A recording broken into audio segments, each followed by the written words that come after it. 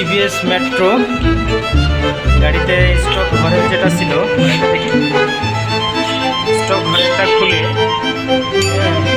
ভাই একটা দারুণ ঘরের চয়েস করছে। সেটা হচ্ছে যে হাইড্রোলিক ঘরেন বলে আমাকে পপ পপ বলে, এই হরেনটা ভাই আছে চয়েস করছে।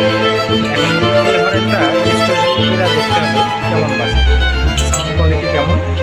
ইনস্টল করার পরে আমরা দেখতে পারবো এটা কেমন, দেখি কেমন বাজে। স্টার্ট করতে পারি, অস্থির আওয়াজ, সুন্দর সুন্দর।